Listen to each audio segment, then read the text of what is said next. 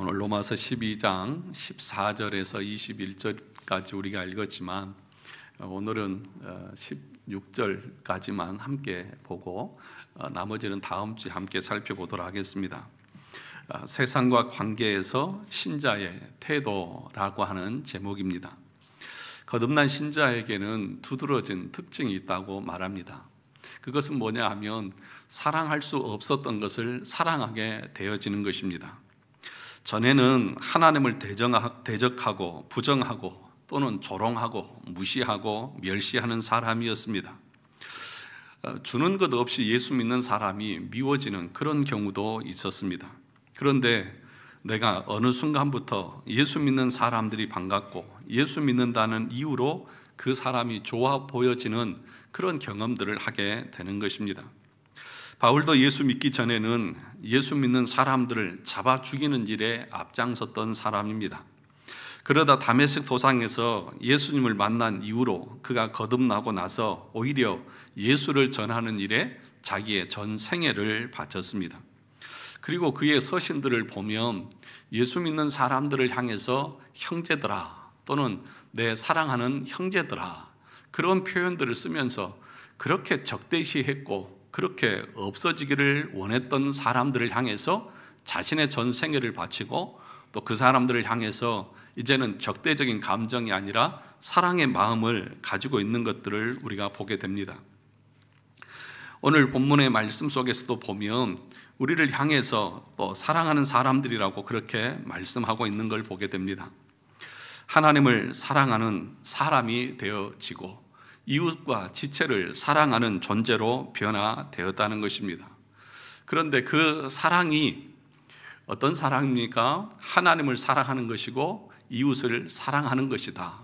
그 전에는 어떻습니까? 하나님을 사랑할 수도 없었고 이웃을 사랑할 수도 없는 존재였습니다.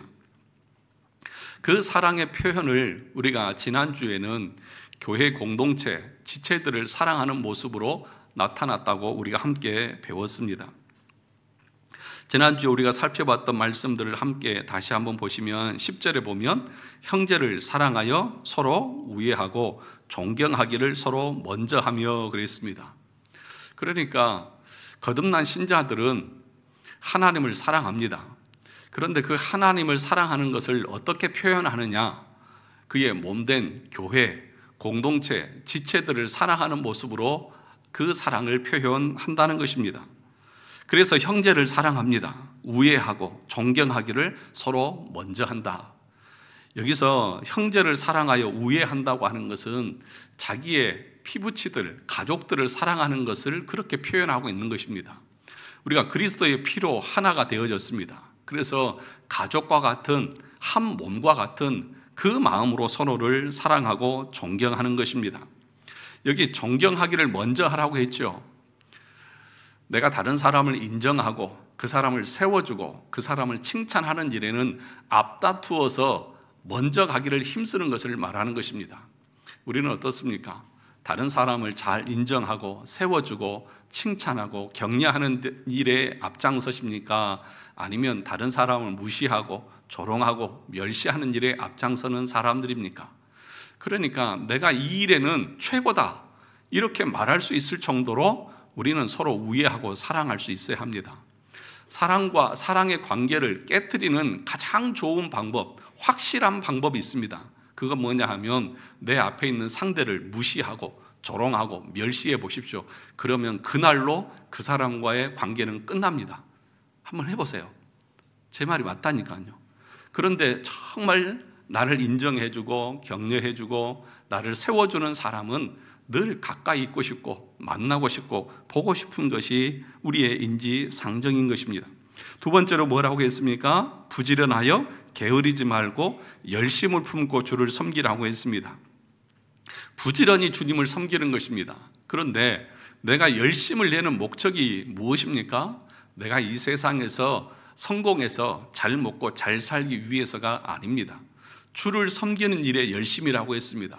그러므로 주님을 섬기는 일에 열심이라고 하는 것은 교회에 지체된 공동체를 섬기는 일에 열심을 내라는 것입니다. 왜 이른 아침부터 오셔서 부엌에서 애쓰고 수고하시고 일주일 내내 그것들을 준비하십니까? 왜 이렇게 부지런을 떨고 열심을 내십니까? 지체를 섬기는 것 아니겠습니까? 그러니까 저와 여러분들은 다른 사람을 섬기기 위해서, 다른 사람의 유익을 위해서 열심을 내야 돼요. 그런데 우리의 본성은 어떻습니까? 자기에게 유익이 되는 일은 밤잠을 자지 않고도 하면서도 다른 사람, 지체를 섬기는 일에 있어서는 게으르잖아요. 그럼 해도 되고 안 해도 되고 내가 시간 없으면 못한다고 그러고, 그것이 우리의 모습이잖아요. 그런데 바울은 지금 뭐라고 말합니까? 로마서에서 열심을 품고 주를 섬기라. 그것이 주님을 섬기는 일이라고 말씀하고 있습니다. 여러분, 서로를 섬기는 일은 주님을 섬기는 일인 것을 믿으시기를 주님의 이름으로 축원합니다. 그러므로 반대로 얘기하면 지체를 섬기지 않는 사람들은 주님을 섬기는 것이 아닙니다. 나 혼자 내가 예수 믿고 복 받겠다? 그것은 세상에 불교도 그렇고 세상에 구원이 없는 다른 종교들도 다 그렇게 믿습니다. 비나이다 비나이다 하면서 자기의 유익만 구하고 신도 자기 유익을 위해서 존재합니다. 그러나 기독교만큼은 주님을 위해서 우리가 존재하는 것입니다. 주님의 영광을 위해서 우리가 살아가야 되는 것이고 서로를 위해서 우리가 존재하고 섬겨야 될 그 사명이 우리 모두에게 있다는 것입니다. 세 번째로 보면 소망 중에 즐거워하고 환난 중에 참으며 기도에 항상 힘쓰고 성도들의 쓸 것을 공급하고 손님 대접하기를 힘쓰라. 여기에 여러분을 위한 것이 무엇이 있습니까? 그렇지 않습니까? 성도들의 쓸 것을 공급하고 손님 대접하기를 힘쓰라고요. 하나님의 일들을 감당할 때에 기쁨으로 감당하는 것입니다. 힘든 일이 있어도 인내합니다. 그것이 은혜입니다. 내가 하나님의 일들을 감당하고 지체들을 섬기는 일이 쉬운 것 같습니까? 쉽지 않습니다. 그런데도 끝까지 감당합니다. 왜요? 하나님의 은혜 때문에요. 누가 알아주지 않아도 좋습니다. 때로는 내가 정말 순수한 마음으로 주를 위해서 봉사하는데도 불구하고 사람들은 이상하게 이렇게 색안경을 끼고 보면서 나의 순수함을 짓밟을 때도 있습니다. 에이, 기분 나빠서 안 해. 정말 거듭나서 하나님의 그 사랑으로 하는 사람들은 아무리 자기를 그렇게 무시하고 자기를 알아주지 않는다고 해도 그것에 대해서 개의치 않고 끝까지 그 일들을 인내하면서 감당하는 것입니다. 그것이 하나님의 은혜를 받고 구원받아서 사랑 가운데서 행하는 그 신자의 모습인 것이죠. 저는 가끔씩은 그런 경우들을, 그런 생각들을 해봅니다. 가정에서도 여러분들도 그러지 않습니까? 자식을 위해서 부단히 애쓰고 먹지 않고 입지 않고 그렇게 평생 수고했는데도 자식들이 잘 알아주시던가요? 물론 개중에는 잘 알아주는 자식도 있죠. 부모님이 나에게 얼마나 이렇게 헌신하고 수고하셨는데 감사합니다, 그런 자식도 있지만 개중에는 그런 자식이 아닌 경우도 있잖아요. 그럴 때 이런 마음 어떠세요? 에이, 난 네 부모 안 해. 그러면서 여러분 팽개치고 가십니까? 그런 부모 없습니다. 그럼에도 불구하고 끝까지 품고 사랑하고 가는 것이 부모의 마음 아닙니까? 사랑하는 성도 여러분, 저와 여러분들이 그리스도에게 접붙여져 있고 그리스도로 말미암아 거듭났고 그리스도와 연합되어져 있는 신자는 가장 두드러진 특징이 뭐라고요? 사랑이라고요. 그래서 첫째로는 가장 먼저는 우리의 사랑이 증거되고 드러나는 곳이 교회고 그것이 지체다. 그것을 지금 바울은 10절에서 13절까지 우리가 하나님의 교회를 어떻게 섬겨야 하는지를 말씀했고요. 오늘 우리가 읽은 14절부터 21절까지는 이제 불신자와의 관계, 앞에서는 신자들, 지체들을 어떻게 섬겨야 하는지를 말했고 이제 14절부터는 그러면 불신자들, 믿지 않는 자들과 사회 속에서, 세상 속에서 우리가 어떻게 대하고 관계를 맺고 살아가야 하느냐에 대해서 말씀하고 있는 것입니다. 그래서 첫 번째를 보시면 14절에 이렇게 말합니다. 우리 14절 같이 읽어볼까요? 시작. 너희를 박해하는 자를 축복하라. 축복하고 저주하지 말라. 이것이 우리가 불신자들과의 관계 속에서 가져야 될 가장 기본적인 마음입니다. 그런데 바울은 여기서 어떻게 말합니까? 불신자들은 기본적으로 예수 믿는 사람들을 어떻게 하는 거예요? 핍박한다고요. 예수 믿는 것 때문에 핍박합니다. 내가 뭘 잘못해서 핍박을 받는 경우도 있지만 그냥 예수 믿는 것 때문에 핍박하고 미움을 받는 경우도 있다는 것이죠. 예수 믿는 그것 때문에 손해봐야 할 때도 많다는 것입니다. 그럴 때에 억울한 일을 당하고 또는 조롱을 당하고 무시를 당하고 멸시를 당할 때에 저와 여러분들은 어떻게 해야 합니까? 똑같이 눈은 눈, 이는 이 보복하는 것이 맞습니까? 오늘 바울은 로마서 14절에서 이렇게 말합니다. 너희를 핍박하는 자를 축복하라. 축복하고 뭐 하지 말라고요? 저주하지 말라. 이 말씀은 마태복음 5장과 누가복음 6장에서 온 말씀입니다. 마태복음 5장 가서 볼까요? 마태복음 5장 44절입니다.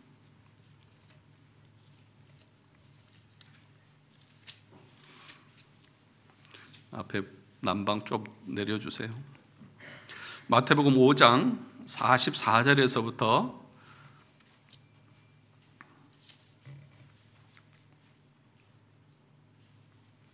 5장 43절에서부터 46절까지 우리 같이 한번 읽어보겠습니다. 43절입니다. 5장 시작. 또 내 이웃을 사랑하고 내 원수를 미워하라 하였다는 것을 너희가 들었으나 나는 너희에게 이르노니 너희 원수를 사랑하며 너희를 박해하는 자를 위하여 기도하라. 이같이 한즉 하늘에 계신 너희 아버지의 아들이 되리니 이는 하나님이 그 해를 악인과 선인에게 비추시며 비를 의로운 자와 불의한 자에게 내려 주심이라. 너희가 너희를 사랑하는 자를 사랑하면 무슨 상이 있으리요? 세리도 이같이 아니하느냐. 우리 누가복음 6장을 가서 볼까요? 누가복음 6장입니다.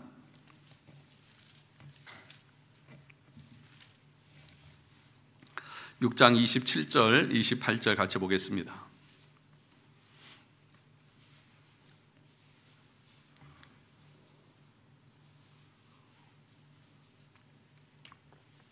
누가복음 6장 27절 28절 같이 보겠습니다. 시작. 그러나 너희 듣는 자에게 내가 이르노니 너희 원수를 사랑하며 너희를 미워하는 자를 선대하며 너희를 저주하는 자를 위하여 축복하며 너희를 모욕하는 자를 위하여 기도하라. 여러분 어떠십니까? 이 말씀이 여러분의 마음에 와 닿으십니까? 아, 그렇지, 이렇게 살아야지, 그런 마음이 드십니까? 아니, 나는 그렇게 할 수가 없어. 그럴 수가 없어. 어떻게 나를 핍박하고 나를 조롱하고 나를 무시하고 나에게 원수같이 대하는, 그러니까 여러분들을 향해서 다가오는 사람들이 원수처럼 나를 원수 대하듯이 죽이려고 찾아오는 그들을 향해서 우리의 마음가짐이 어떠해야 한다고요? 그들을 저주하지 말고 그들을 축복하라. 이 말을 우리가 어떻게 감당할 수 있겠느냐는 것입니다. 그런데 이 일을 할 수 있는 사람들이 있습니다. 어떤 사람들이냐 하면 거듭난 사람들만 이 일을 할 수 있습니다.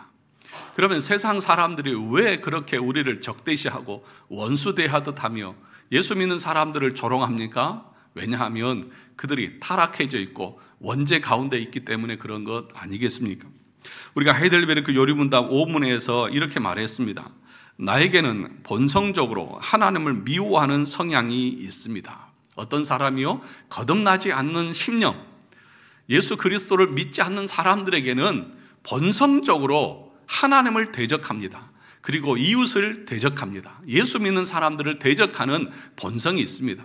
그래서 거듭나지 아니하면 그 본성이 사라지지 않습니다. 그러면 반대로 내가 예수를 믿었다고 하면 하나님을 대적하고 이웃을 대적하고 원수처럼 대하는 그 마음이 어떻게 되어졌다는 거예요? 바뀌어졌다는 것 아니겠습니까? 참으로 우리가 거듭난 신자라고 하면 우리는 그래서 다른 사람을 위해서 저주하지 않고 축복할 수 있다는 것입니다. 우리를 핍박하고 우리를 조롱하는 그 불신자들을 향해서, 나를 악하게 대하는 그들을 향해서 우리가 어떻게 해야 합니까? 그래, 지옥에 나가라. 여러분 그런 표현들 많이 쓰잖아요. 그 영화나 드라마에 보면 자기에게 악하게 하고 떠나가는 그 사람 뒤통수에다 대고 XX야 지옥이나 가라. 해보셨는 모양이네요. 그런 표현들 많이 쓰잖아요. 어떻게 보면 그것이 이 본성에는 자연스럽죠. 나에게 악을 행하고 나를 해롭게 하고 나를 적대시하고 나를 증오하고 미워하는 사람을 향해서 우리의 본성이 어떻게 그를 사랑하고 그를 위해서 축복하고 그를 위해서 기도해 줄 수 있겠습니까? 안갚음을 하고 싶은 마음이 우리의 본성에는 맞고 다 그런 마음들이 있다는 것입니다. 영화나 드라마를 보면 꼭 그런 장면들이 많이 나오잖아요. 초반에는 그 선한 사람들이 악당들에게 막 온갖 고난과 핍박들을 다 당하잖아요. 여러분들이 좋아하는 저녁 드라마나 이런 데 보면 그 고난을 당하다가 나중에 어떻게 돼요? 마지막 되면 그 악당들이 심판을 받고 처단을 당하고 아주 망하게 되는 것을 보면서 이런 마음이 어떠세요? 통쾌하잖아요. 근데 만약에 악당이 죽지 않고 그대로 드라마가 끝나버리면 막 가슴을 치잖아요. 속이 답답해가지고. 왜 그래요? 우리 본성에는 그 악당들은 다 죽어야 되고 지옥이나 가야 되고 그런 마음들이 다 있어요. 그래서 우리도 똑같이 그러잖아요. 나에게 해를 끼치는 사람 뒤통수에다 대고 욕을 하고 저주를 퍼붓고 집에 가서도 그 분노가 가라앉지 않아서 씩씩거리는 것이 저와 여러분의 모습 아닙니까? 그런데 지금 로마서 12장 14절에서 뭐라고 말합니까? 다시 한번 보시면 이렇게 말씀하고 있습니다. 너희를 박해하는 자를 축복하라. 축복하고 뭐 하지 말라고요? 저주하지 말라. 그렇게 말씀하고 있습니다. 그런데 저주하지 않는 것까지는 내가 어떻게 해볼 수 있겠어요? 그죠? 그래 하지 않으니까. 내가 참아버리면 되니까. 그런데 여러분 더 나아가서 뭐 하라고 말합니까? 축복하라고요. 그 사람의 모든 삶이 잘 되어지기를 위해서 기도하라고 그렇게 말씀하고 있는 것입니다. 도저히 내가 그것까지는 못하겠습니다. 여러분 아마 그럴 것 같아요. 아니 목사님, 제가 그 사람 저주하지 않는 것까지는 참을 수 있는데 그 사람을 위해서 내가 축복하는 것까지는 난 못하겠습니다. 그런데 왜 성경은 우리에게 이런 말씀을 하고 있을까요? 할 수 없는 것을 우리에게 하라고 명령하고 계시는 것일까요? 그렇지 않습니다. 그것을 할 수 있기 때문에 말씀하고 있는 것입니다. 그리고 해야 하기 때문에 말씀하고 계시는 것입니다. 그것이 믿는 자와 믿지 않는 자를 구별하는 기준이라고 그렇게 말씀하고 있습니다. 왜요? 본성적으로 유기된 자들, 타락한 가운데 있는 사람들은 똑같이 저주하고 보복하고 이는 이, 누는 이 하면서 살아갑니다. 그런데 그 유기된 자와 구별된 사람들이 있는데 그것이 하나님의 택한 백성인데 그 하나님의 자녀들은 어떻게 한다고요? 저주하지 않고 오히려 축복하고 그들이 잘 되어지기를 바란다고요. 그래서 여러분 마태복음 5장 45절에 보면 이같이 한즉 하늘에 계신 너희 아버지의 아들들이 되리니 이같이 한즉 어떻게 한즉이요? 원수를 사랑하고 그를 위해서 축복하는 자가 하나님의 자녀라고 하는 것을 증거하는 것이다. 이렇게 한즉 하나님의 아들이 되리라. 그러면 이거 해야 네가 하나님의 아들 자격이 있다 이 얘기가 아니라 하나님의 자녀들로 거듭나서 그리스도의 은혜 가운데 그 말로 다 할 수 없는 사랑을 경험한 사람들은 그런 사랑을 우리 삶에서 드러내면서 내가 세상에서 멸망당할 자와 구별된 존재라고 하는 사실을 그것을 통해서 나에게 내 삶에서 내가 증거하고 나간다는 것입니다. 우리 주님이 뭐라고 말했습니까? 너희가 서로 사랑하면 이로써 세상 사람들이 너희가 내 제자인 줄 알리라. 그렇게 말씀하고 있는 것 아니겠습니까? 그러면서 더 나아가서 이렇게 말합니다. 너희가 너희를 사랑하는 사람들만 사랑하면 무슨 상이 있겠느냐? 세리도 이같이 아니하냐? 세상 사람들도 거듭나지 못하고 구원받지 못한 사람도 다 똑같이 그렇게 해요. 그게 본성이니까요. 그럼 우리는 본성에 거슬러서 사는 사람들이잖아요. 구원받은 하나님의 백성들 안에는 성령이 계셔서 우리 안에서 그것들을 죽이고 그 은혜로 서로를 축복하게 하신다는 것입니다. 그러면 여기서 저주하지 말고 축복하라고 하시는 이 말씀의 의미, 축복은 어떤 축복을 말씀하고 있는 것일까요? 단순하게 이 사람이 이 세상에서 잘 먹고 떵떵거리며 잘 살게 해주십시오, 이런 기도가 아닌 것입니다. 그러면 어떤 축복을 말하느냐? 예수 믿고 구원받는 삶을 사는 그 복을 말하는 것입니다. 그들을 축복하라고 하는 말은, 주님, 저들이 지금 자기들이 무엇을 하고 있는지를 알지 못하고 저들 앞에 무엇이 있는지를 알지 못해서 저렇게 대적하고 원수보듯하고 그렇게 우리를 조롱하고 핍박하는데, 저들도 예수 믿고 나서 그들의 삶이 하나님의 은혜로 채워지게 해 주옵소서, 이 기도를 하라는 것입니다. 이것은 예수님께서도 그렇게 하셨습니다. 십자가에 못 박혀 죽으실 때에 우리 주님이 뭐라고 하셨습니까? 아버지여, 이 죄를 저들에게 돌리지 마옵소서.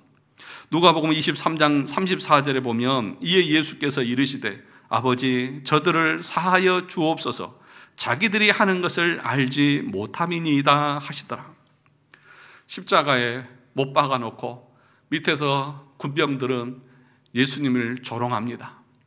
네가 유대인의 왕이냐? 그러면 다른 사람을 구원하기 이전에 너 자신부터 구원해봐라. 그러면서 옷을 나누면서 예수님을 조롱하고 희롱하고 멸시합니다.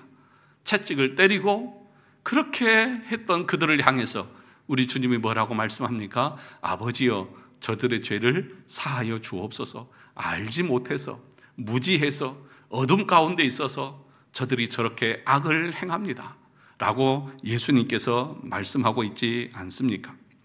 예수님만 그런 것입니까? 7 집사 중에 스데반 집사도 죽어가면서 예수님과 똑같이 동일한 기도를 했습니다. 사도행전 7장 59절에서 60절에 보면 이렇게 말합니다. 그들이 돌로 스데반을 치니 스데반이 부르짖어 이르되 주 예수여, 내 영혼을 받으시옵소서 하고 무릎을 꿇고 크게 불러 이르되 주여, 이 죄를 그들에게 돌리지 마옵소서, 이 말을 하고 자니라. 여러분, 나를 향해서 돌을 들어 던지고 나를 죽이는 그들을 향해서 스데반 집사는 이 죄를 저들에게 돌리지 말라고 했습니다. 우리 같으면 바울이, 그 당시 사울이 제일 먼저 앞장서서 돌을 던졌다고 하면 하나님, 저 악한 사울에게 이 죄에 대한 합당한 심판을 내려주십시오, 그렇게 말하는 것이 우리의 본성 아니겠습니까? 나를 저렇게 핍박하고 죽이는 저들, 하나님 그 죄에 대한 합당한 벌을 받게 해 주십시오, 이렇게 저주하는 것이, 너 나한테 돌을 던지지, 너 그렇게 해서 너 꼭 지옥이나 가라, 이렇게 말하는 것이 어떻게 보면 우리의 본성에 맞는 것 아니겠습니까? 그런데 스데반은 성령이 충만해서 보좌에 서신 그 주님을 보면서 그 주님 앞에 기도합니다. 저들의 죄를 저들에게 돌리지 마옵소서. 오히려 축복하고 있지 않습니까? 알지 못해서 저러고 있는 것이니 하나님, 저들도 깨닫게 하셔서 예수 그리스도 앞에 엎드리게 해 주옵소서. 사랑하는 성도 여러분, 왜 우리가 우리를 박해하고 우리를 저주하는 그들을 향해서 똑같이 저주하지 않고 그들을 축복해야 합니까? 하나님께서 그렇게 하심으로 우리가 하나님의 자녀라고 하는 사실을 확인받기를 원하십니다. 뿐만 아니라 그들도 구원의 대상이기 때문에 그런 것입니다. 바울이 앞장서서 예수 믿는 사람들을 핍박했던 사람입니다. 선봉장이었습니다. 그런데 그도 예수 믿고 복음을 위해서 자식의 전 생애를 바치는 사람들이 되어졌습니다. 만약에 나를 향해서 핍박하고 저주하는 자들을 향해서 내가 저주했다고 하면 그 사람이 변화되어졌을 때에 여러분은 그 얼굴을 어떻게 보시렵니까? 사랑하는 성도 여러분, 그러므로 우리는 하나님, 나는 안 돼요, 할 수가 없습니다 라고 거역하고 거부하고 내 본성대로 살아갈 것이 아니라, 안 되지만 안 될 때마다 하나님의 은혜를 구하고 내 마음의 본성과 싸워서, 내 부패한 타락한 본성과 싸워서 그것을 이겨나갈 수 있는 은혜를 구해야 되고, 그 삶으로 거룩해지고 성화되어져 가는 우리의 삶이 있어야 하는 것입니다. 그것이 성화입니다. 성화라고 하는 것은 밖에 나가서 나한테 잘해주는 사람에게 밥 사주고 나를 칭찬하는 사람들에게 선물해주고, 그것이 성화가 아니라 나를 대적하고 나를 원수 보듯하고 나를 멸시하는 그들을 향해서 내가 보복하고 싶고 안갚음하고 싶어하는 그 마음에 일어나는 그 죄악된 것들을 죽여나가는 것이 그 성화의 모습이라는 것입니다. 하나님께서는 우리에게 이걸 요구하고 계십니다. 그것은 선택의 문제가 아닙니다. 할 수 있는 사람은 하고 할 수 없는 사람은 하지 마라가 아닙니다. 그렇게 해야 한다는 것들을 말씀하고 계시는 것입니다. 더 나아가서 우리가 그들을 향해서 축복하는 이유가 있습니다. 그것은 뭐냐 하면 이 땅의 삶이 끝이 아니기 때문입니다. 마지막 하나님의 심판이 있음을 우리는 알기 때문입니다. 우리를 대적하고 우리를 원수 대하듯 하는 사람들의 관점은 뭐냐? 그들은 이 세상만 삽니다. 이 세상이 전부라고 생각합니다. 그런데 우리의 삶은 어떻습니까? 이 세상이 전부가 아니지요. 마지막 내세가 있고 하나님의 심판대 앞에 설 날이 있는 것이죠. 만약에 그 심판이 없고 내세의 삶이 없다고 하면 억울할 수 있죠. 그렇지 않습니까? 내가 이 땅에서 그렇게 억울함을 당하다가 죽으면 얼마나 억울해요. 그런데 내가 억울하지 않는 이유가 있습니다. 그들을 향해서 불쌍히 여기는 마음의 이유가 있습니다. 왜요? 그들 앞에 기다리고 있는 심판을 나는 알기 때문인 거예요. 그러니까 그들을 축복하고 그들을 저주하지 않을 수 있는 거예요. 만약에 그것을 모른다고 하면 나도 똑같이 갚아줘야죠. 그런데 여러분, 예수를 믿지 않고 예수 믿은 사람들을 핍박하고 교회를 조롱하는 그들을 위해서 내가 저주하지 않고 축복하는 이유는 알지 못해서 저러고 있고, 그렇게 끝까지 가다가는 그들의 마지막은 하나님의 심판과 저주가 있다는 것을 알기 때문에 그런 것입니다. 시편 73편을 우리 같이 해서 한번 보도록 하겠습니다. 시편 73편입니다. 시편 73편은 이것에 대한 것들을 분명하게 우리에게 정의를 해줍니다. 시편 73편 1절부터 우리 천천히 한번 읽어보겠습니다. 시편 73편입니다.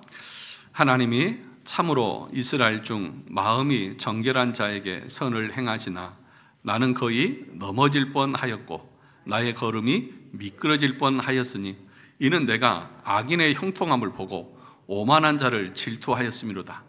그들은 죽을 때에도 고통이 없고 그 힘이 강건하며 사람들이 당하는 고난이 그들에게는 없고 사람들이 당하는 재앙도 그들에게는 없나니 그러므로 교만이 그들의 목걸이요 강포가 그들의 옷이며 살찜으로 그들의 눈이 솟아나며 그들의 소득은 마음의 소원보다 많으며 그들은 능욕하며 악하게 말하며 높은 데서 거만하게 말하며 그들의 입은 하늘에 두고 그들의 혀는 땅에 두루 다니도다. 그러므로 그의 백성이 이리로 돌아와서 잔에 가득한 물을 다 마시며 말하기를 하나님이 어찌알랴 지존자에게 지식이 있으랴 하는도다. 볼지어다 이들은 악인들이라도 항상 평안하고 재물은 더욱 불어나도다. 내가 내 마음을 깨끗하게 하며 내 손을 씻어 무죄하다 한 것이 실로 헛되도다. 나는 종일 재난을 당하며 아침마다 징벌을 받았도다. 내가 만일 스스로 이르기를 내가 그들처럼 말하리라 하였더라면 나는 주의 아들들의 세대에 대하여 악행을 행하였으리이다. 내가 어쩌면 이를 할까 하여 생각한즉 그것이 내게 심한 고통이 되었더니 17절을 다 보십시오. 하나님의 성소에 들어갈 때에야 그들의 종말을 내가 깨달았나이다. 주께서 참으로 그들을 미끄러운 곳에 두시며 파멸에 던지시며 그들이 어찌하여 그리 갑자기 황폐되었는가 놀랄 정도로 그들은 전멸하였나이다. 여기까지 읽겠습니다. 세상에서 악한 사람들이 떵떵거리면서 잘 살아요. 잘 먹고 평안하고 그 사람들은 죽을 때에도 그냥 고통 없이 죽어요. 얼마나 잘 먹고 잘 사는지 살이 쪄서 눈알이 튀어나올 정도로. 그런데 우리는 예수 믿는 우리는 너무 고통이 많아요. 사람들에게 핍박을 받아요. 조롱을 당해요. 그래서 실족할 뻔했어요. 하나님 진짜 하나님 계신 것 맞습니까? 그런데 오늘 17절에 보니까 뭐라고 말합니까? 하나님의 성소에 들어갈 때야 그들의 무엇을 깨달았어요? 종말을 내가 깨달았다. 주께서 참으로 그들을 어떻게 하십니까? 미끄러운 곳에 두셔서 파멸에 던지시고 갑자기 19절에 황폐하게 되었고 놀랄 정도로 그들은 뭐 하였다고요? 전멸하였다. 믿지 않는 자들의 그 결말을 우리는 압니다. 알기 때문에 우리는 실족하지 않는 거예요. 알기 때문에 그들을 불쌍히 여기는 거예요. 그렇게 사는 것이 결국에는 하나님의 진노와 파멸과 멸망의 길이라는 것을 알기에 그들이 불쌍한 거예요. 그래서 우리에게 어떤 악을 행하고 우리를 대적하고 원수같이 해도 내 마음이 상하지 않은 거예요. 내가 그것을 알 때에 나는 그 모든 오해가, 그 모든 실족이 다 해결되어졌다. 지금 시인은 이렇게 고백하고 있는 것입니다. 여러분, 우리를 향해서 대적하는 세력들이 있고 예수 믿는다는 것 때문에 괜히 미워하는 사람들이 있고 교회를 조롱하고 핍박하는 그런 세력들도 있습니다. 그럴 때 우리가 어떻습니까? 저 사람 쫓아가서 우리 그냥 힘으로 그냥 눌러버립시다. 아니요. 하나님, 저들이 교회가 어떤 곳인지, 주님이 어떤 것인지, 어떤 분인지 몰라서 저러는데 하나님 저들을 축복해 주셔서 저들도 하나님을 알게 하시고 믿게 하셔서 저들이 그 악한 길에서 돌이켜서 구원의 길, 영생의 길, 축복의 길을 갈 수 있게 해 주옵소서라고 우리가 기도해야 된다. 그것이 거듭난 신자의 마음의 상태다. 그렇게 지금 말씀하고 있는 것입니다. 여러분, 예수님께서 그들을 대적할 수 있는 힘이 없어서 그냥 십자가에서 죽으셨습니까? 아닙니다. 여러분, 마태복음 26장 52절 53절에 보면 이렇게 말합니다. 예수님을 잡으러 대제사장이 종을 보냈을 때에 베드로가 칼을 빼서 그 종의 귀를 잘랐을 때에 예수님께서 이렇게 말씀하셨습니다. 이에 예수께서 이르시되 내 칼을 도로 칼집에 꽂으라. 칼을 가지는 자는 다 칼로 망하느니라. 너는 내가 내 아버지께 구하여 지금 12군단 더 되는 천사를 보내시게 할 수 없는 줄 아느냐? 내가 힘이 없어서 당하는 줄 아느냐? 아니다. 성경을 응하게 하기 위해서다. 하나님의 뜻을 성취하기 위해서다 라고 그렇게 말씀하고 있는 것입니다. 그러므로 여러분, 오늘날 기독교에서 특별히 대형 교회에서 목사님들이 이 강단에서 어떤 적대적인 세력들을 다 부셔버립시다. 그들을 전멸시킵시다. 광장으로 모이십시오. 우리를 대적하는 사람들을 우리가 힘으로 누릅시다 라고 선동하고 자기의 정치적인 견해와 그 어떤 성향들을 성도들에게 주입시켜서 이끌어 가려고 하는 것이 얼마나 비성경적입니까? 여러분, 이 말씀은 그러면 그 사람들은 어떻게 해석을 할까요? 분명하게 말씀하고 있지 않습니까? 너희를 핍박하는 자를 뭐 하지 말라고요? 저주하지 말라고요. 보복하지 말라고요. 그 힘으로 하지 말라고요. 그런데도 오늘날 기독교는 혐오와 어떤 편을 가르는 하나님의 말씀을 따라서 순종하기보다는 인간의 어떤 본성을 가지고 보복하고 싶고 저주하고 싶은 그 마음을 가지고 교회를 이끌어가는 거짓된 자들이 너무나 많은 시대를 살아가고 있습니다. 오늘 본문의 말씀을 잘 새겨 들으십시오. 14절을 다시 한번 우리 읽어보겠습니다. 너희를 박해하는 자를 뭐 하라고요? 축복하라고요. 그런데 오늘날은 어떻습니까? 우리를 박해하면 어떻게 해버릴게요? 저주해버리고 힘으로 눌러버리고 그래서 선동을 해가지고 자신들의 어떤 것을 얻으려고 하는 그것이 신앙이 아닙니다. 그건 성경의 가르침이 아닙니다. 여러분, 그런 것을 주장하고 선동하는 사람들의 말에 귀를 기울여서는 안 되는 것입니다. 예수님께서도 힘이 없어 죽으신 것이 아니잖아요. 12군단 더 되는 영을 내가 불러서 저들을 멸할 수 없는 줄 아느냐? 칼로 흥한 자는 칼로 망하리라. 베드로에게도 칼 무력 쓰지 말고 꽂아라. 기독교인들은 그 불의에 대해서 항거하는 방식은 힘으로 무력으로 실력 행사를 하는 것이 아니라 그것에 대해서 순종하지 않고 불순종하는 것으로 우리는 우리의 의사를 표현하는 것입니다. 우리가 하이델베르크 벨기에 신앙 고백서를 공부하면서도 배웠잖아요. 그 당시에 신자들이 카톨릭에 의해서 핍박을 당할 때에 이거 어떻게 해야 합니까? 라고 말할 때 칼빈이 뭐라고 했습니까? 피할 수 있으면 핍박을 피해라. 만약에 그것이 안 된다고 하면 그 핍박을 감당해라. 한 번도 무력을 통해서 교회가 힘을 모아서 저 적대적인 사력을 무찌르라라고 그렇게 말한 기독교 역사가 없습니다. 그런데 오늘날은 변질되어지고 오늘날은 타락했어서 교회마저도 세상의 그 방식으로 자신들의 권력과 자신들의 힘을 나타내려고 하는 거짓된 자들이 난무하고 있습니다. 큰 교회라고 좋은 교회라고요? 거짓말하지 마세요. 거기 오히려 더 오류가 더 많은 경우가 더 많습니다. 두 번째 보시겠습니다. 15절 16절입니다. 같이 읽어보겠습니다. 즐거워하는 자들과 함께 즐거워하고 우는 자들과 함께 울라. 서로 마음을 같이 하며 높은 데 마음을 두지 말고 도리어 낮은 데 처하며 스스로 지혜 있는 채 하지 말라. 서로 마음을 같이 하라. 즐거워하는 자들과 함께 즐거워하고 우는 자들과 함께 울라. 교회 안에서 신자들과도 그러하지만 교회 밖에 우리의 이웃들 가운데에서도 어려운 가운데 있으면 그 사람이 예수를 믿든지 안 믿든지 슬픔 가운데 있고 고통 가운데 있다고 하면 어떻게 합니까? 저 불신자들, 믿지 않는 자들 상종하지 마. 그러면서 그들의 고통에 제외되고 무시해야 될까요? 아니요. 그들과 함께 울고 그들이 잘 되어져 가고 좋은 일이 있을 때는 함께 기뻐해 주는, 함께 공감하는 그런 삶을 살라고 말씀하고 있는 것입니다. 여러분, 예수님 당시에 사람들은 그렇지 않았습니다. 유대인들은 자기들은 선민이라고 생각하면서 이방인들은 뭐처럼 여겼어요? 개처럼 여겼습니다. 상종을 안 했습니다. 무시했습니다. 저 이방인들은 지옥의 땔감을 위해서 하나님이 창조했다고 할 정도로 그렇게 무시했습니다. 그들하고는 밥도 같이 안 먹었습니다.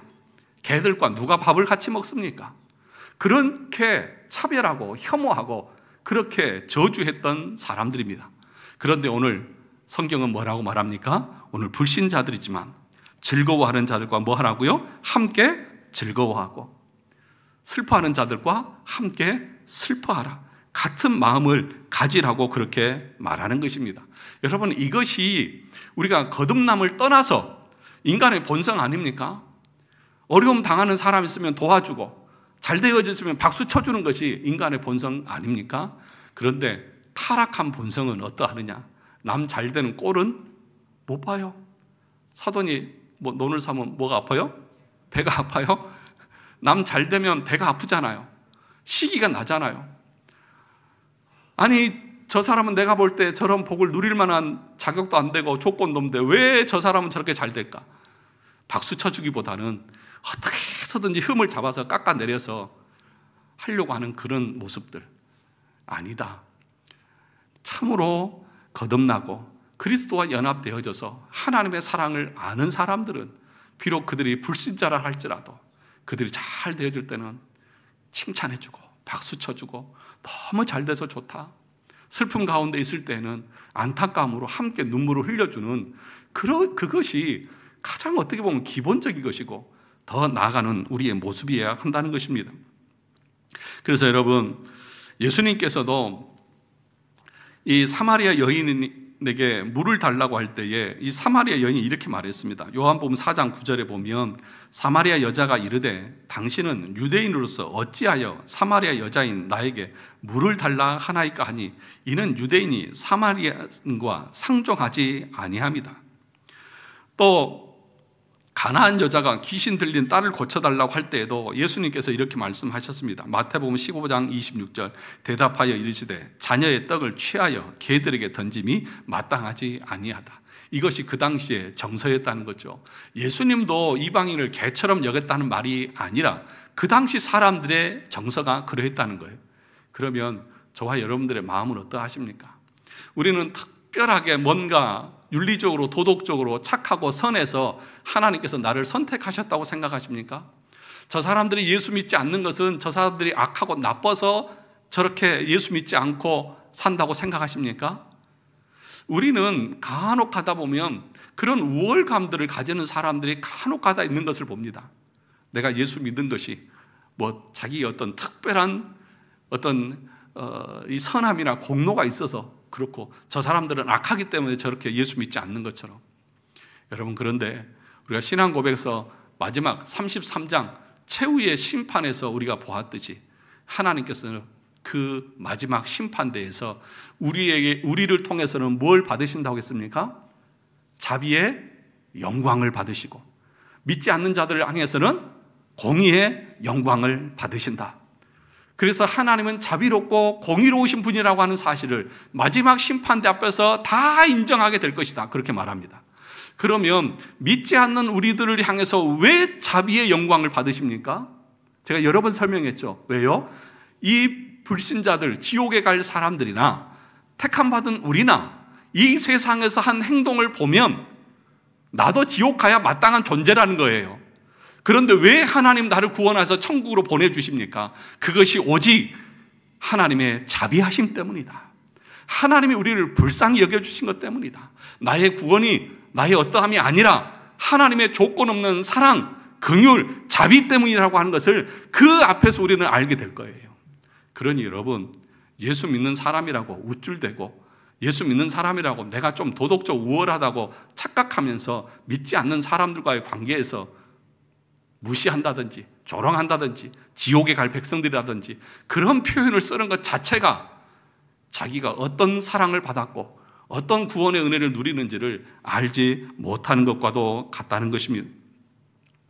그래서 지금 바울은 말합니다. 여기 16절을 보시면 서로 마음을 같이하며 뭐 하지 말라고요? 높은 데 마음을 두지 말고 그렇게 말합니다. 교만하지 말라는 거예요.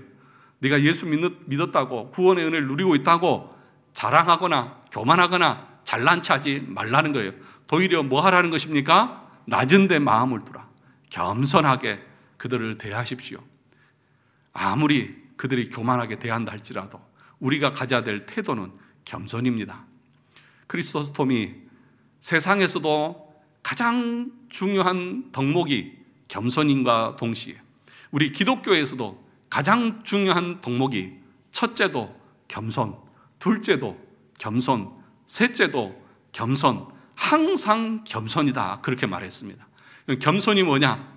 하나님 앞에서 내 존재의 비참함을 알고 내가 하나님 앞에 아무것도 아닌 것을 알고 내가 의지할 것이 하나도 없는 것을 깨닫는 상태가 겸손이다. 그러니까 저와 여러분들이 세상의 사람들 앞에 섰을 때도 나의 존재의 비참함을 알고 내가 의지할 것이 아무것도 없이 오직 주님밖에 없음을 알고 그들을 대할 때도 어떻게 해야 됩니까? 목에 힘을 주고 목소리를 높이며 어깨에 뽕을 넣어서 그들을 대하는 것이 아니라 겸손히 그들을 높이고 격려해주고 해야 합니다. 그것이 신자가 세상 사람들과의 관계 속에서 가져야 될 마음입니다. 그렇게 대하면 세상 사람들이 우리를 대할 때 어떻게 대할까요? 무시하고 조롱하고 멸시할까요? 그런 사람도 있겠죠. 그러나 우리를 좋아하게 될 것이고 저 사람은 진짜 예수 믿는 사람이 맞다고 격려하고 인정하고 받아들이게 될 것입니다. 왜 우리가 저주하지 말아야 됩니까? 왜 우리가 겸손해야 됩니까? 우리에게 하나님께서 그것을 명령하고 계시기 때문이고 그 모든 사람들이 우리의 전도의 대상자들이고 그들도 하나님께서 구원받기를 원하시기 때문입니다. 오늘 마태복음 5장에서 뭐라고 말씀하셨습니까? 하나님께서는 악인과 선인에게 동일하게 비와 모든 자연적인 은택을 주신다. 그러니까 그들도 하나님의 긍휼의 대상이고 자비의 대상이라는 것입니다.